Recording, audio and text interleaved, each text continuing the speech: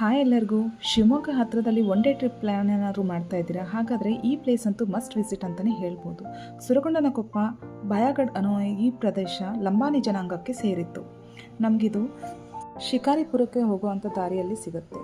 ಸಂತ ಸೇವಾಲಾಲ್ ಅವರ ಜನ್ಮಸ್ಥಳವಂತೆ ಇದು. ತುಂಬ ಅಂದರೆ ತುಂಬ ಚೆನ್ನಾಗಿತ್ತು. 32 ಎಕರೆಯಲ್ಲಿ ವಿಸ್ತಾರವಾಗಿರುವಂತಹ ಈ ಪ್ರಶಾಂತವಾಗಿರುವಂಥ ಪ್ರದೇಶ ಅಂತೂ ಎಲ್ಲರೂ ನೋಡಲೇಬೇಕು ಅಂತ ಹೇಳುವಂಥ ಒಂದು ಸ್ಥಳ. ಮಾರಿಯಮ್ಮನ ದೇವಸ್ಥಾನ ಇದೆ, ಸಂತ ಸೇವಾಲಾಲ್ ಅವರ ಅಂತ ದೇವಸ್ಥಾನವೂ ಇದೆ.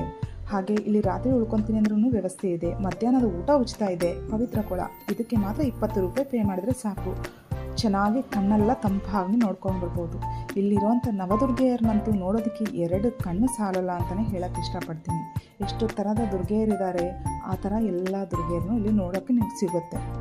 ಅದರಲ್ಲಿ ಹೈಲೈಟ್ ಆಗಿದ್ದು ವೀಣೆ ನುಡಿಸುವಂಥ ಶಿವ. ನಿಜವಾಗ್ಲೂ ತುಂಬಾ ಚೆನ್ನಾಗಿರುವಂಥ ಪ್ಲೇಸು. ಇಷ್ಟ ಆಯಿತು ಅಂತಂದರೆ ಪ್ಲೀಸ್ ಲೈಕ್, ಶೇರ್